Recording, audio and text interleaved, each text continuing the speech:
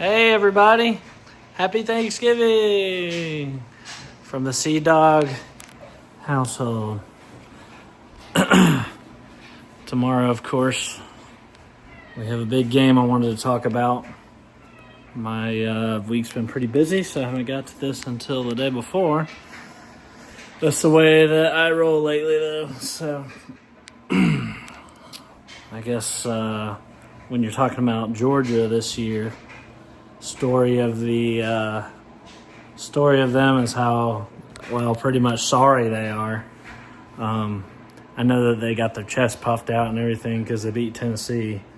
But, I mean, Tennessee, they have literally no offense. So, congrats on beating them. But, and it's a good thing that, we have the 12-team playoff now, or else Georgia wouldn't, they'd be, out of it by now, getting embarrassed by both Alabama and Ole Miss.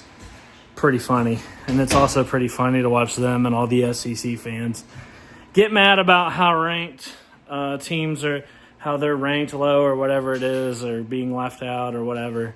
That's what happens when you lose the games. And the SEC is not some kind of freaking amazing deep conference. Like, we've had other conferences, eat themselves alive for years now. The Pac-12 did it for years, okay? And the one year the SEC does it, they're the biggest, baddest freaking conference. They're amazing. Yeah, no. Georgia got freaking pantsed and embarrassed by Ole Miss and then turns around and Ole Miss loses to Florida the next week. So, not that good of a league. Not that scary. Not that impressive to me. And Georgia, this is the worst Georgia team since 2016, which is very funny to me. It's been great watching the Alabama loss, of course. That was a lot of fun. And the Golden Game Day where my Jackets take down Miami. And Ole Miss takes down Georgia. That was a great time. So I really have enjoyed that. I enjoyed the I enjoyed all these amazing streaks that the Bulldogs have. We've won this many regular season games in a row. We won 30-something games in a row in the regular season. Then they lose to Alabama, and it's like, we won 50 freaking games except for Alabama in the regular season. And then they lose to Ole Miss, and they're like, we won this many home games in a row. We've won this many home games in a row. I wonder what it'll be tomorrow after Georgia Tech breaks that home game streak. I wonder what the new streak you're going to have to come up with will be. I think you have a pretty long bowl appearance streak. Pretty long bowl appearance streak you could talk about. Because you won't be talking about playoff hopes or whatever.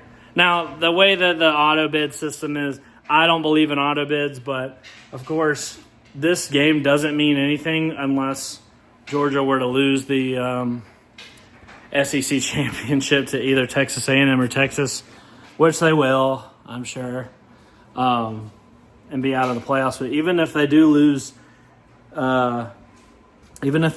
to us, they can still get in by winning the SEC. I'm not a fan of auto bets because clearly Georgia doesn't belong in the playoffs this year. It's a fact.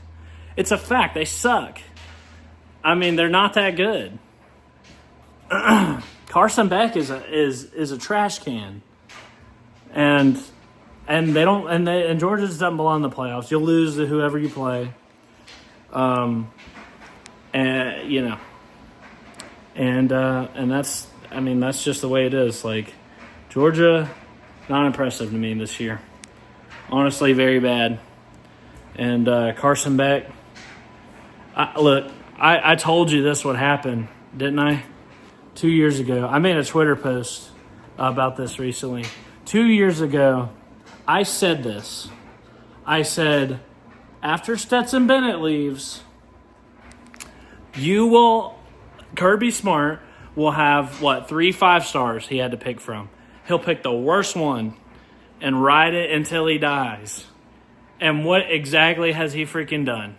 I totally called it to the T. what he freaking did. He picked Carson back, who sucks, and he won't bench him. And Carson Beck's like this. He plays good one week, plays bad the next. And, of course, he played good against Tennessee. Well, he's due for a shitter game. God dang, you guys struggled with freaking UMass last week. How freaking pitiful. You struggle with UMass. You have an overrated freaking home field stadium advantage, okay? You have the most overrated home field advantage in college football, dude. It's not that freaking hard to play at Georgia. The only place we beat them is at freaking Georgia. So, and Georgia fans like to freaking consider their home field advantage up there with, Florida or LSU or something. No. Come on, man. So, I'm looking forward to my Jackets going there tomorrow, taking care of business, putting a hurt on these Bulldogs. Obviously, I hate these sumbitches with every freaking fiber in my being. I hope we go up there. I want to beat them. I want to tear up their hedges. I want to ruin their playoff hopes. And I really just want to make them miserable. And we will. This is if you look at this year and how it's gone, Georgia's fall from grace.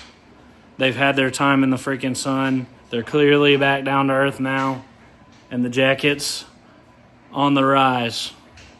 An amazing story right here. Amazing. And it's about time that the freaking good guys come in and get the win. About time the good guys prevailed. And that's what's going to happen tomorrow. My Yellow Jackets are going to take down the freaking evil big bad Bulldogs.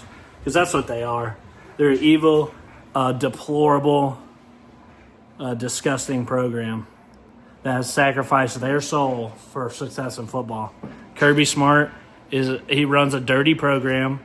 You got people running around 20 freaking DUIs a year, reckless driving, gets a slap on the wrist, and Kirby looks the other way. They'll literally do anything for success in football. It's actually sickening. The good guys are going to go up there tomorrow and take care of business against the evil and corrupt Georgia Bulldog program. So, to hell with Georgia. Piss on them. And we're going to be taking our trip up to the cesspool of the South. And I will be streaming this game with my good buddy Rec Talk at his place.